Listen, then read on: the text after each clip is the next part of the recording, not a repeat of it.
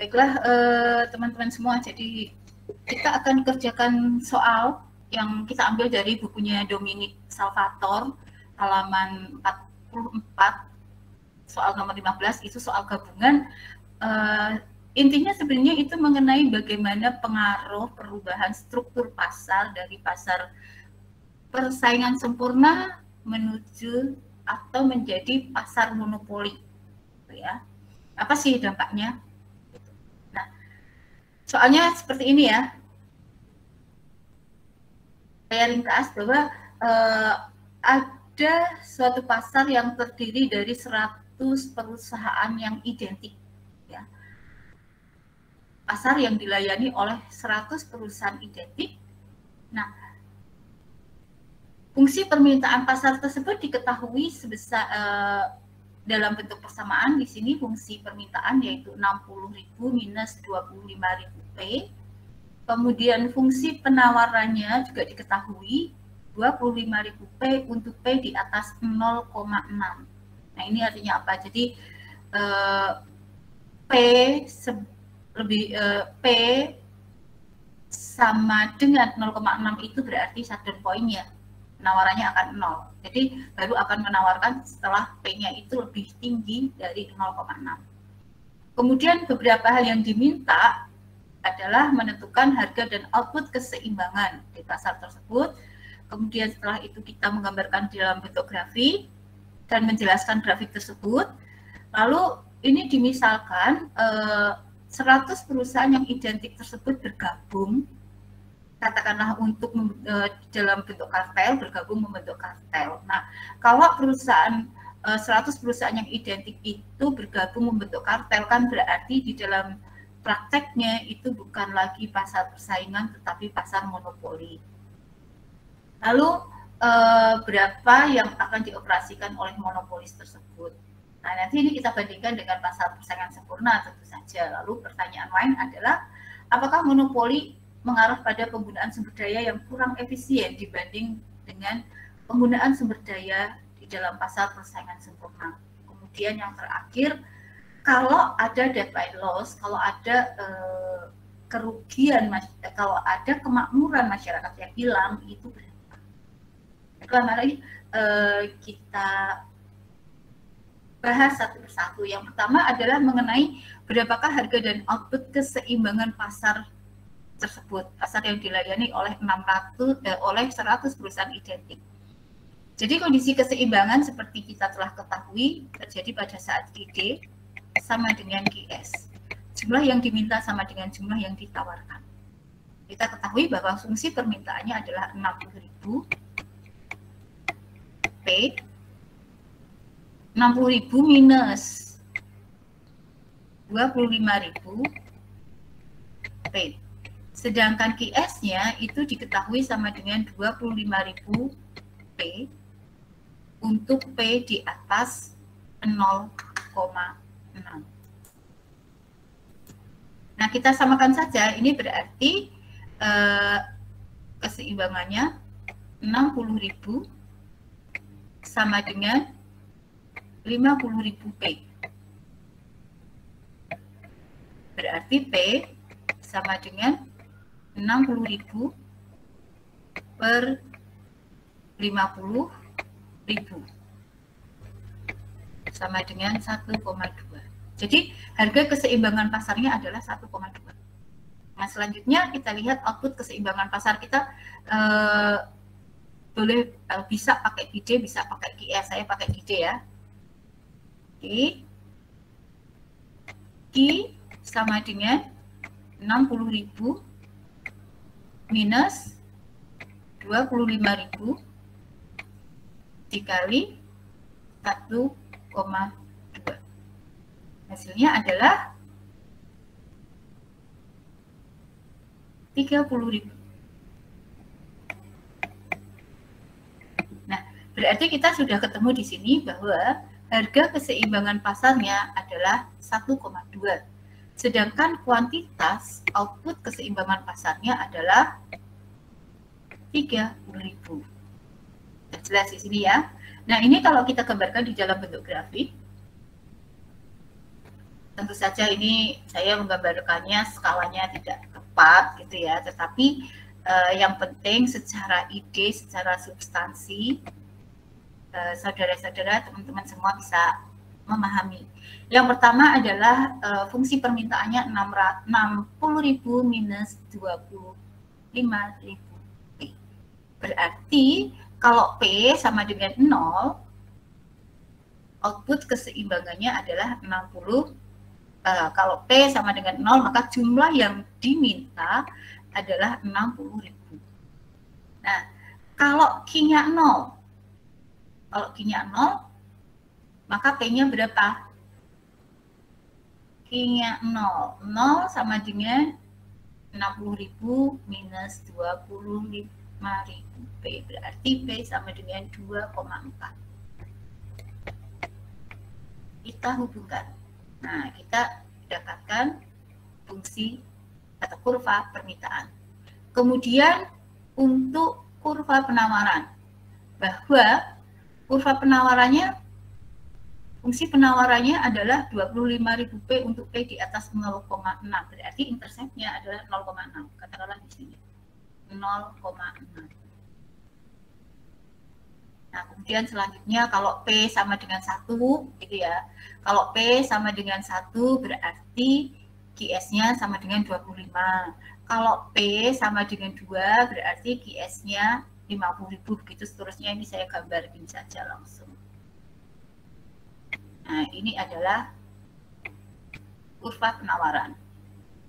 Nah, tadi keseimbangan pasar itu terjadi pada saat QD sama dengan QS, yaitu harga yang terbentuk adalah 1,2, jumlah yang diminta sama dengan jumlah yang ditawarkan, yaitu 30.000. Nah, ini adalah keseimbangan pasarnya. Nah, lalu kita masih ingat berarti 30.000 itu jumlah yang diminta di pasar dan ditawarkan di pasar sama, itu dilayani oleh berapa perusahaan? Dilayani oleh 100 perusahaan identik. Oleh karena itu maka kalau itu dilayani oleh 100 perusahaan identik, setiap perusahaan itu akan menawarkan sebanyak, pada harga 1,2 itu masing-masing perusahaan akan menawarkan sebanyak 30.000 dibagi 100, yaitu 300. Jadi perusahaan 1 sampai dengan perusahaan yang ke-100 itu masing-masing menawarkan, mensuplai pasar sebanyak 300. Karena identik kan berarti struktur biayanya sama gitu ya. Kalau misalnya ini di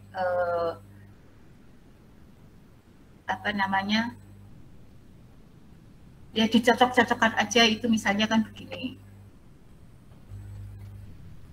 C, struktur biayanya sama, MC kan ini B sama dengan MC di sini ya. Jadi yang C itu kan penjelasannya tadi, bahwa ketika pasarnya adalah pasar persaingan sempurna yang dilayani oleh 100 perusahaan identik dengan fungsi permintaan pasar 60.000 minus 25.000 P, dan penawaran pasarnya adalah 25.000 P untuk P di atas 0,6, harga keseimbangan pasarnya adalah 1,2, kuantitas keseimbangan pasarnya adalah 30.000. Nah, 30.000 ini berarti akan ditawarkan oleh 100 perusahaan identik tersebut. Perusahaan yang beroperasi di pasar persaingan sempurna adalah price taker, maka ketika harga yang di pasar itu terbentuk 1,2, itu akan diikuti oleh semua perusahaan. Dalam hal ini, pada harga 1,2 tersebut, masing-masing perusahaan akan memproduksi dan menawarkan sebanyak 300.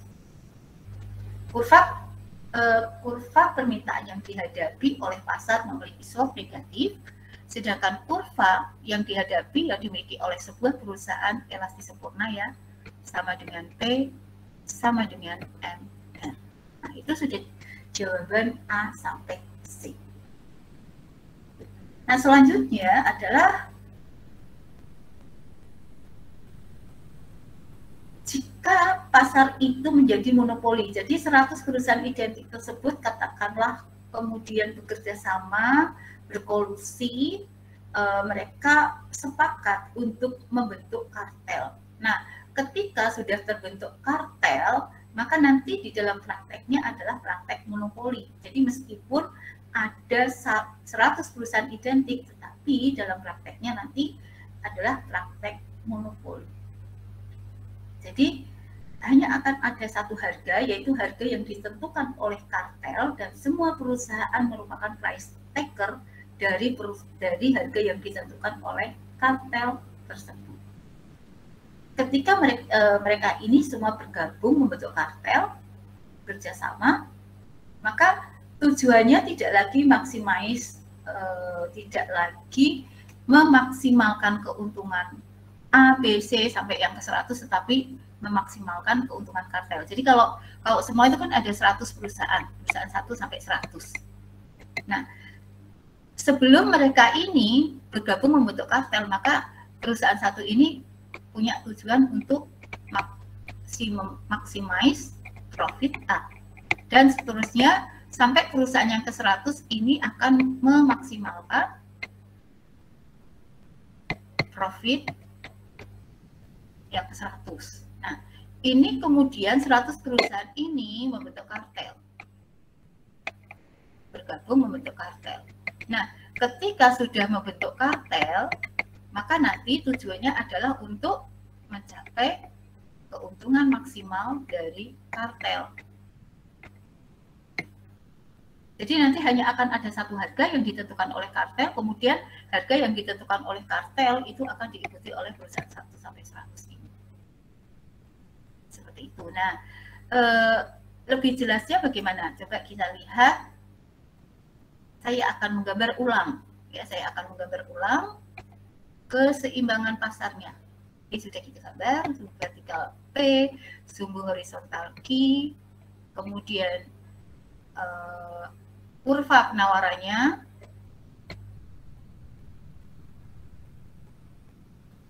interceptnya 0,6 karena baru akan mensupply ketika harga di atas 0,6.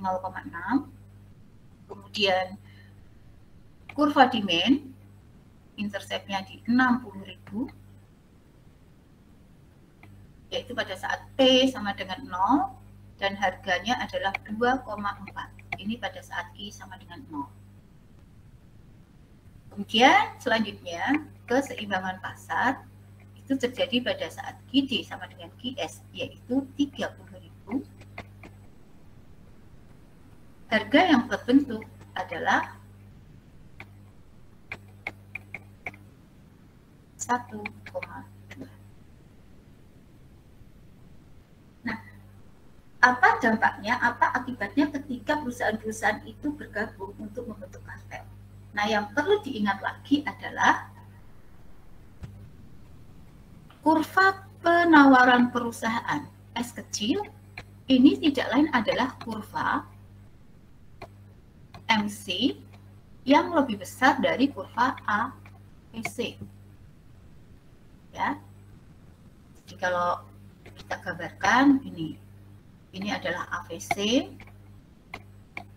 dan AC ya, tapi AVC. Dan di sini adalah kurva MC.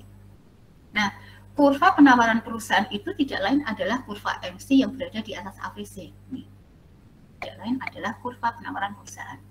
Dengan demikian, maka kita bisa mengatakan kurva penawaran S, yaitu P, QS sama dengan 25.000 P untuk P di atas 0,6 ini tidak lain adalah kurva MC.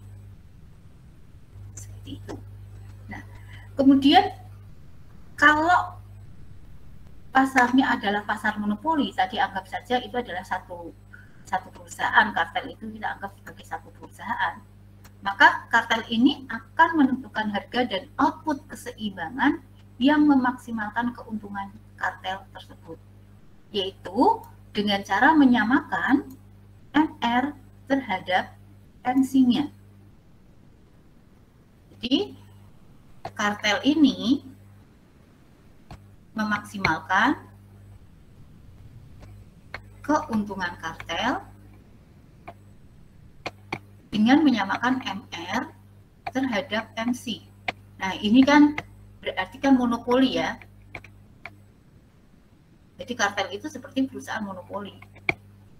Nah, di sini kita sudah punya kurva MC, karena kurva MC tidak lain adalah kurva supply yang berada di atas AVC. Ini kita punya kurva MC.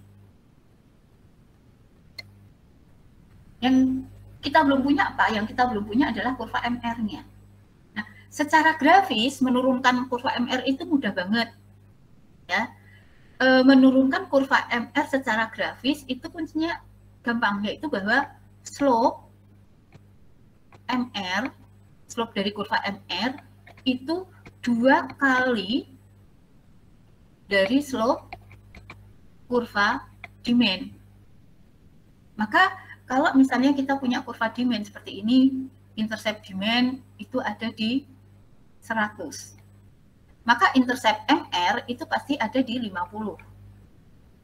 Kalau intercept demand-nya itu ada di 1000, maka intercept MR-nya pasti ada di 500. Jadi kita tinggal menurunkan begini saja. Nah, di sini berarti karena intercept demand-nya itu ada di 60.000, maka berarti intercept MR-nya ada di 30.000. Oke. Nah, maka kita bisa gambarkan di sini. Anggap saja ini 30.000 ya, ini adalah MR.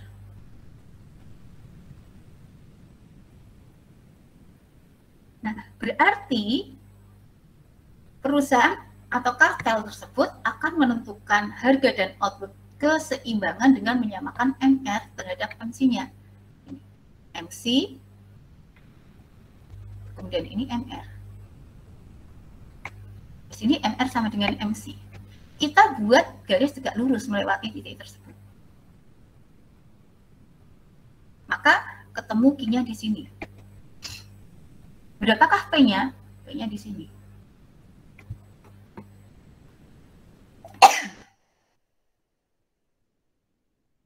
Nah, pertanyaannya adalah P ini berapa? Q-nya ini berapa?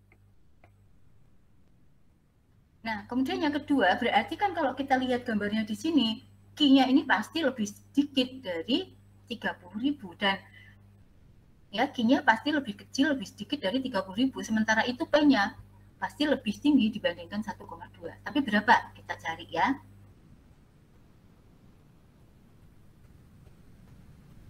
Oke, kita akan mulai dari 0,00004.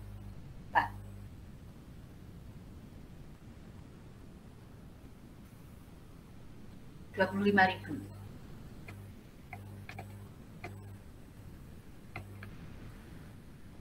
Nah, sekarang kalau kita samakan, ini kan berarti MR nih, tadi kita turunkan dari MR kan. Saya ada yang terlewatkan. Saya akan ulangi penjelasannya ya. Ini saya hapus dulu saja karena saya penjelasannya ada yang terlewatkan. Nanti pasti nggak ketemu dan bingung. Oke, baiklah. Saya gambar ulang. T 0 Q 60.000, kemudian 0,6, ini adalah S-nya, keseimbangan pasarnya ID sama dengan QS, yaitu 30.000, dan itu membentuk harga keseimbangannya 1,2. Kemudian pada saat Q sama dengan 0, P-nya adalah 2,4. Ini gambar yang sudah kita miliki tadi. Berarti ketika pasarnya adalah pasar persaingan sempurna, kuantitas keseimbangan pasarnya adalah 30.000, harga keseimbangan pasarnya adalah 1,2. Dari 100 perusahaan identik tersebut, kemudian membentuk kartel.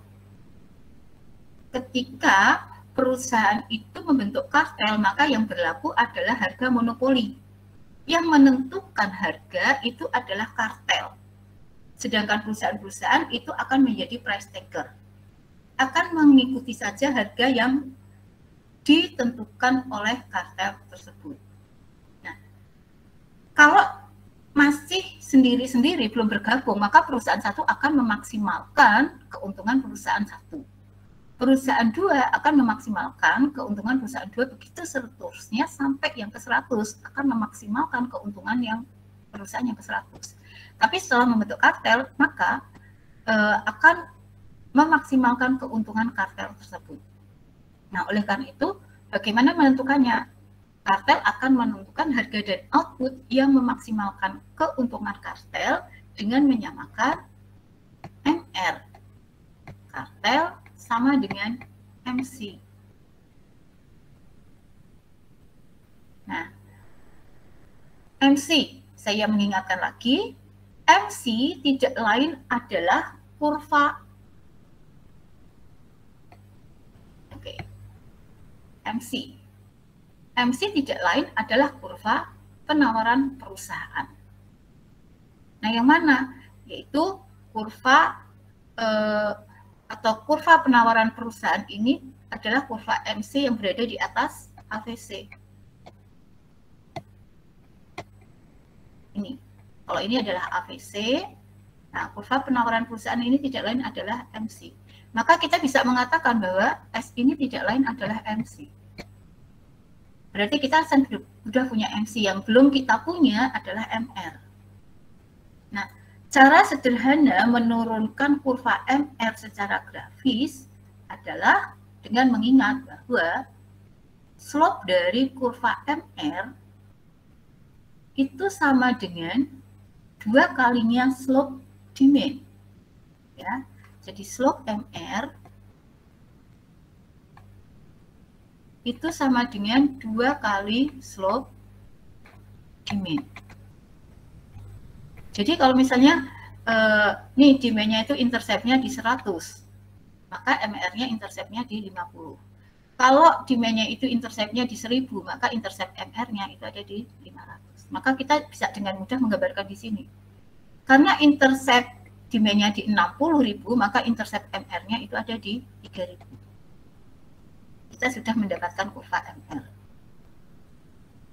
Selanjutnya adalah perusahaan itu akan menentukan harga dan output yang memaksimalkan keuntungan kartel tersebut, perusahaan ya, yang bergabung tadi dalam bentuk kartel, yaitu dengan menyamakan MR terhadap MC-nya, yang secara grafis kita lihat nih, MR sama dengan MC terjadi pada titik ini.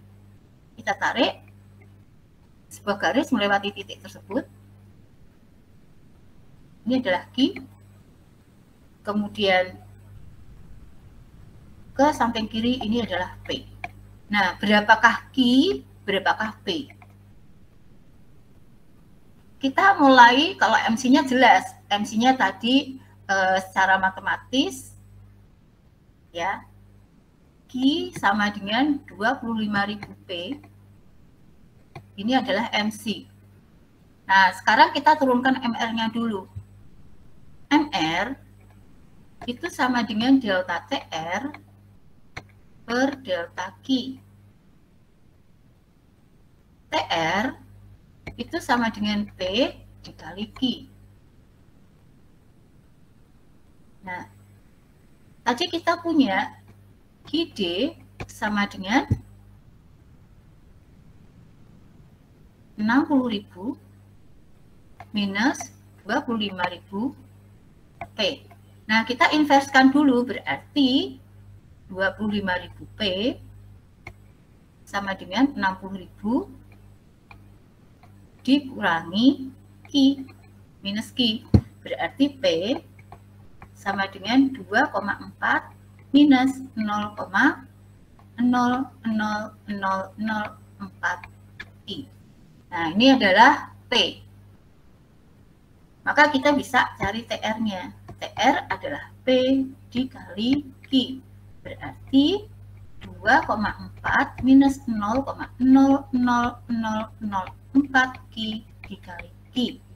Berarti sama dengan 2,4 Q minus 0,00004 Q kuadrat. Dengan demikian, maka MR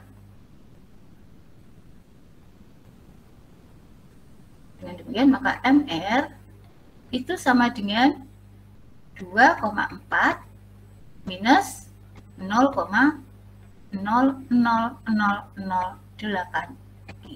Nah, kita sudah punya sekarang.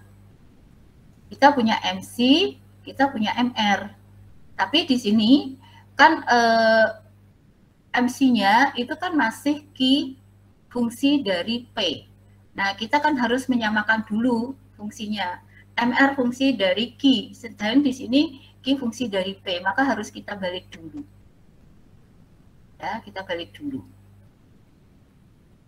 Untuk bisa disamakan. Kalau Q sama dengan 25.000 P, Q sama dengan 25.000 P,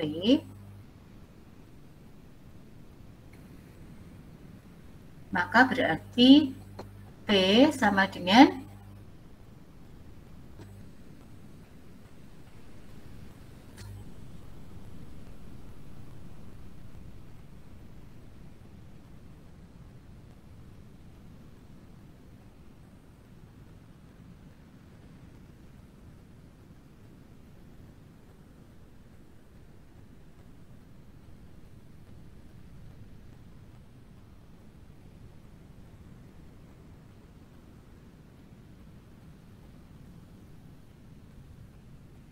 0,0004 Q. Nah, sekarang kita samakan. MC sama dengan MR, berarti kan MR sama dengan MC, MR-nya adalah 2,4 minus 0,00008 Q sama dengan MC-nya 0,0004 Q. Dengan demikian, maka kalau kita jadikan satu ya, kita jadikan 1, 0,0012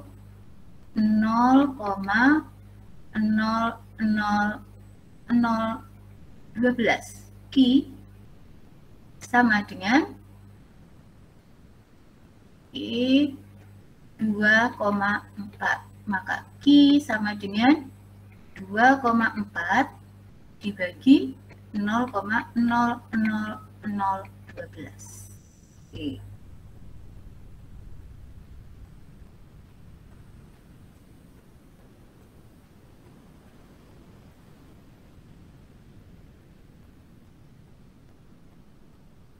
Hasilnya adalah 20.000. Nah, maka berarti di sini Q yang memaksimalkan keuntungan kartel itu adalah 20.000. P-nya berapa? Kita kan punya nih, tadi udah punya P. Nah, ini ya. P, kita tadi punya P sama dengan 2,4 minus 0,00004 Q.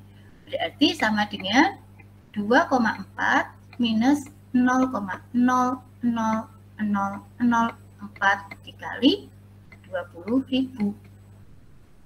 Maka ketemunya berapa? Berarti 20.000 ini 8 ya, berarti 2,4 minus 0,8. 1,6. Nah, berarti di sini kita sudah ketemu harga yang memaksimalkan keuntungan kartel tersebut adalah 1,6. Jadi ini saya akan ganti 1,6. Ya.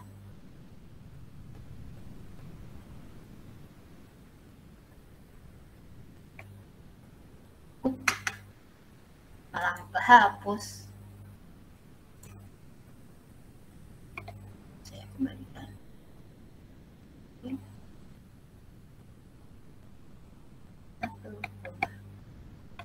Nah, kelihatan di sini bahwa perubahan struktur pasar dari pasar persaingan sempurna ke pasar monopoli ini berdampak pada harga dan output keseimbangan pasar.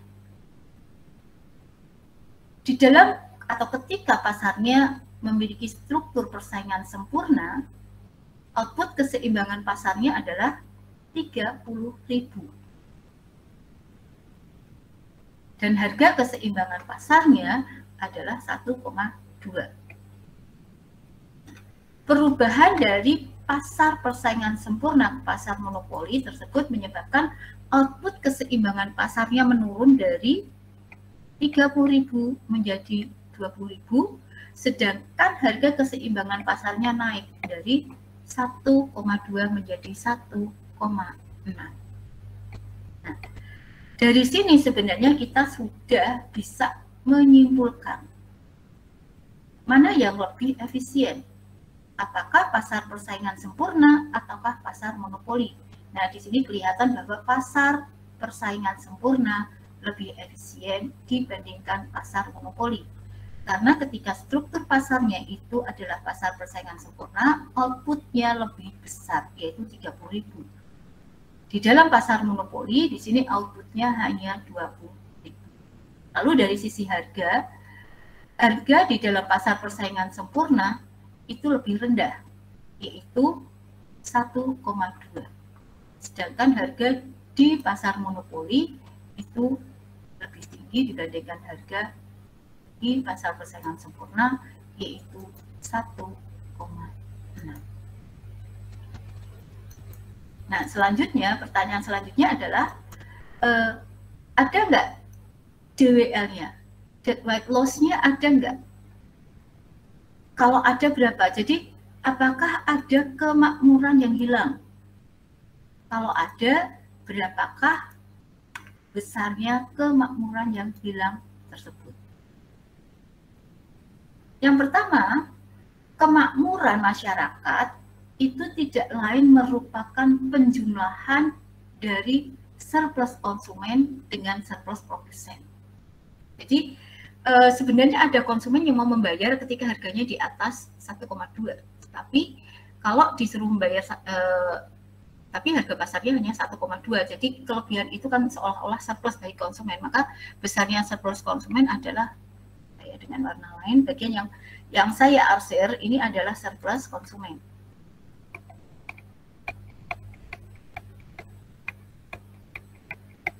Nah, ini berapa nih surplus konsumennya?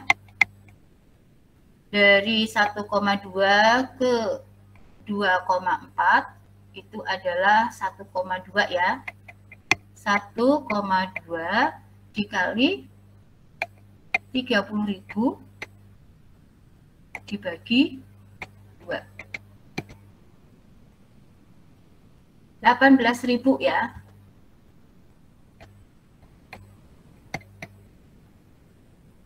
Jadi surplus konsumennya itu 18.000.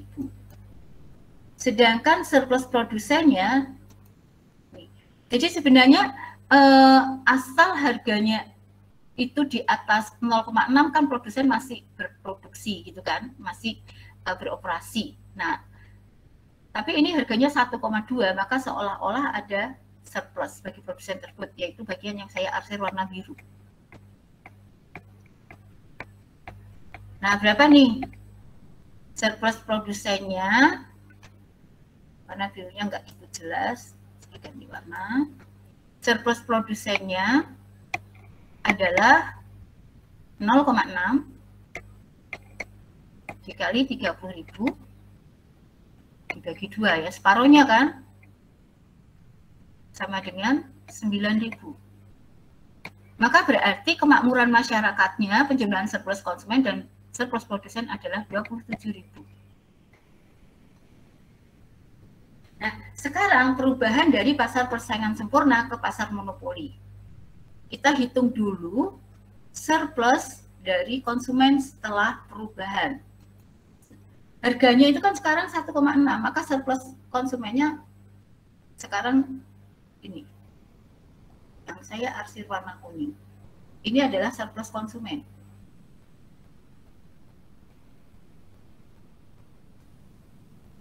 Nah, berapakah itu?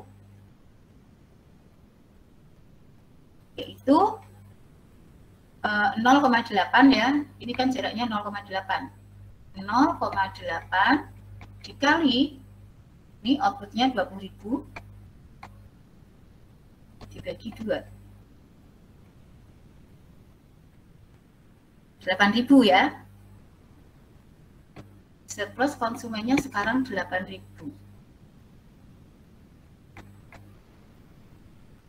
Surplus produsennya berapa? Surplus produsennya sekarang adalah bagian trapesium ini yang saya arsir warna merah.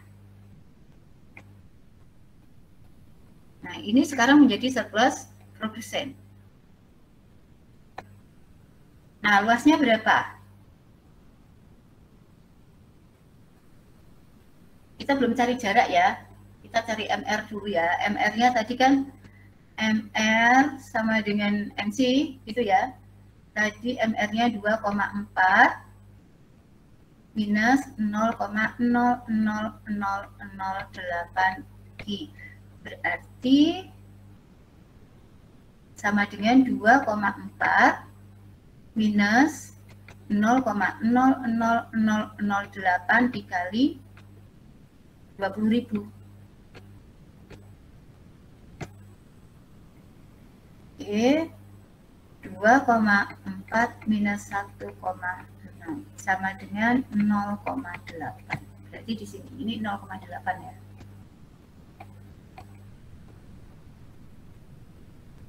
Nah, kita jumlahkan saja. Jadi kalau apa namanya, jumlah garis sejajar dibagi 2 gitu ya, paling tinggi gitu kan. Tapi saya akan menjumlahkan segi 4 dan segi 3 aja. Jadi saya jumlahkan ini. 0,8 ini dari 1,6 ini 0,8 berarti kan di sini 0,8 ya. Oke, surplus produsennya 0,8 dikali 20.000 sama dengan 16.000.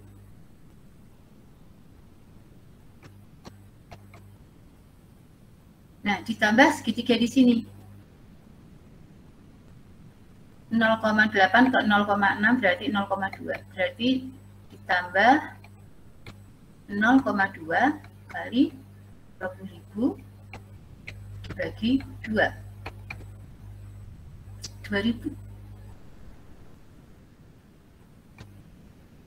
Berarti total surplus produsennya itu sebesar 16.000 ditambah 2.000 sama dengan 18.000. Berarti setelah di pasar monopoli total kemakmurannya sama dengan berapa nih? 8.000 ditambah 18.000 sama dengan 26.000.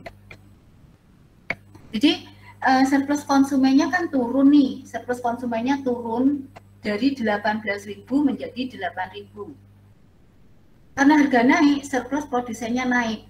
Naiknya dari 9.000 menjadi 18.000. Jadi pengurangan surplus konsumennya itu 10.000, tetapi tambahan surplus produsennya itu hanya 9.000. Oleh karena itu, kalau kita bandingkan kemakmuran sebelum atau waktu pasarnya adalah pasar persaingan sempurna adalah 27.000.